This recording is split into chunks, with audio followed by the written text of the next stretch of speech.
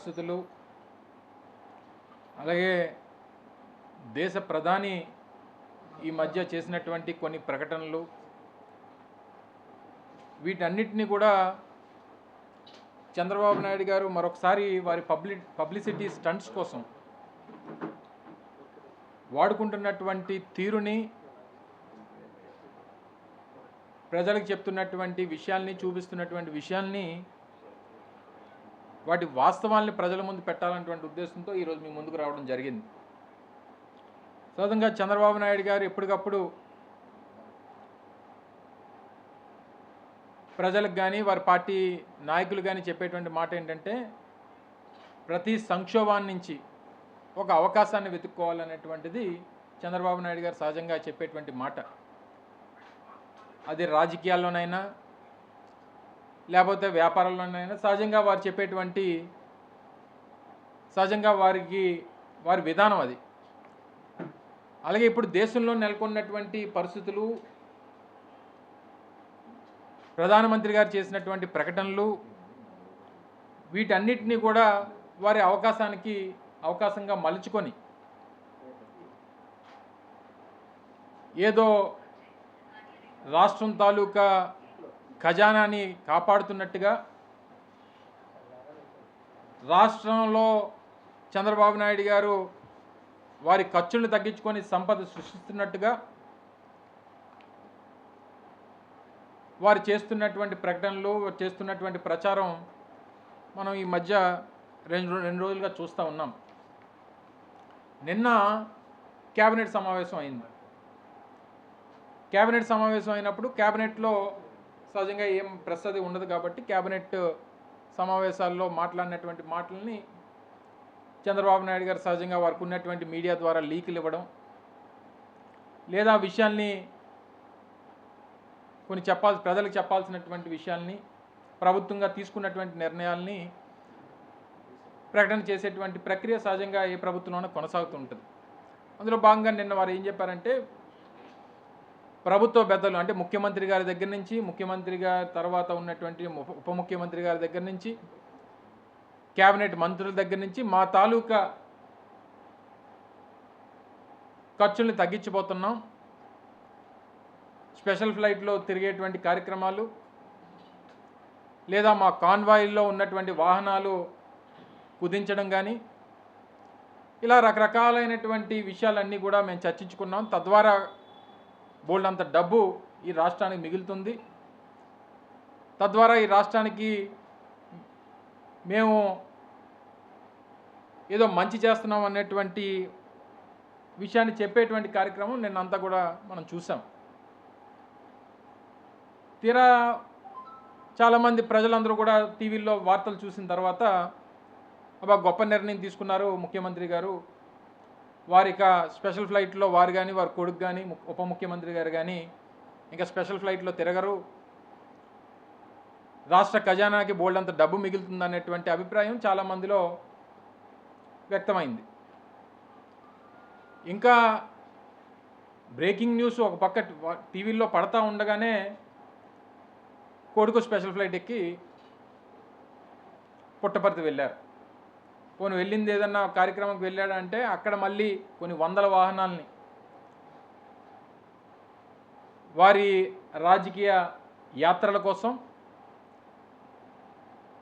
ఓ పెద్ద కార్యక్రమాన్ని చేసి బోల్డంత డబ్బు ఖర్చు పెట్టేటువంటి కార్యక్రమం చేశారు. ఈ 2 సంవత్సరాల్లో ముఖ్యమంత్రి గారు ఈ స్పెషల్ ఫ్లైట్లకి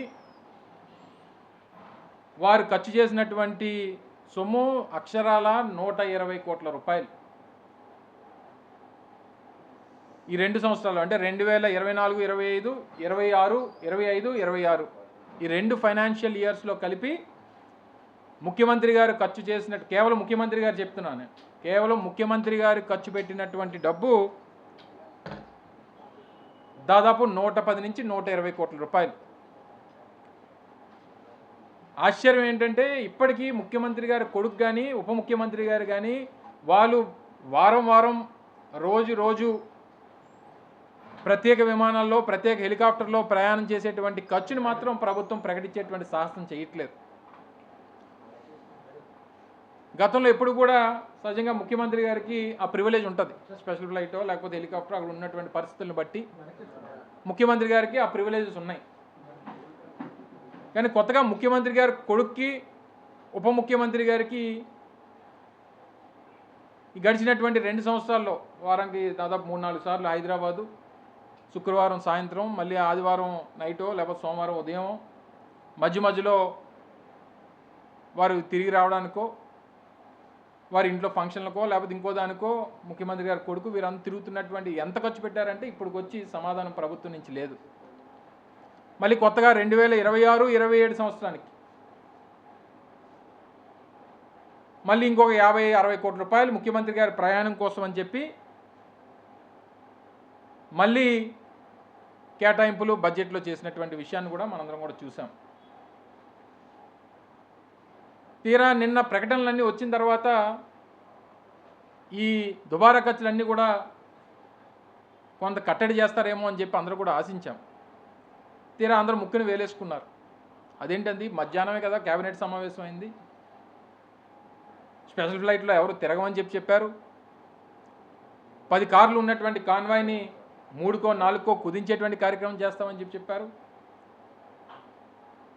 ఈ చెప్తున్నటువంటి మాట చెప్తుండగానే ముఖ్యమంత్రి గారి కొడుకు ఫ్లైట్ ఎక్కి వెళ్ళిపోయాడు, స్పెషల్ ఫ్లైట్ ఎక్కి వెళ్ళిపోయాడే ఏంటి అని చెప్పి చాలామంది వాళ్ళు మాట్లాడుకుంటే ఆ పార్టీలో ఒక పెద్ద మనిషి అన్నాడట, మా నాయకుడు రూల్స్ పెడతాడు తప్ప ఫాలో అవ్వడని. చంద్రబాబు నాయుడు గారికి సహజంగా ఏంటంటే ఆయనకి ప్రజలకి చెప్పేటువంటి మాట ఏది ఆయన ఫాలో అవ్వడు. ఆయన మాత్రం తెగ సూక్తులు చెప్తుంటారు. ఉదాహరణకి మొన్న ఈ మధ్య ఫ్యామిలీ ప్లానింగ్ ఏం చెప్పాడు, 2తో ఆపొద్దు, 3-4 కనండి, దక్షిణాది రాష్ట్రాల్లో జనాభా తగ్గిపోతూ ఉంది, ఒకప్పుడు నేనే ఫ్యామిలీ ప్లానింగ్ ఆపరేషన్ చేయించాలని చెప్పాను, ఇప్పుడు మీరు ఎక్కువ మంది కంటే మళ్ళీ 3వ బెడ్కో 4వ బెడ్కో 25,000 ఎంతో ఇస్తానని చెప్పినట్టుగా ఈ మధ్య చూసాం. చాలామంది అన్నారు, మరి చంద్రబాబు నాయుడు గారు అంత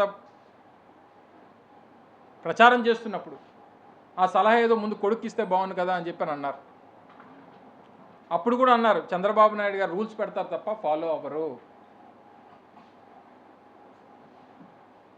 అలాగే నిన్న వారి కాన్వాయ్ కానీ స్పెషల్ ఫ్లైట్ కానీ పోనీ ఆయన చెప్పాడు, పోనీ కనీసం ఆయన ఫాలో అవుతాడా అంటే ఉదయం లేచి ఆయన ఒక స్పెషల్ ఫ్లైట్ తీసుకుని వెళ్ళాడు పుట్టపర్తి. రాత్రి కొడుకు స్పెషల్ ఫ్లైటు, ఉదయం తండ్రి స్పెషల్ ఫ్లైటు. మిమ్మల్ని ఎవరూ అడగలేదే,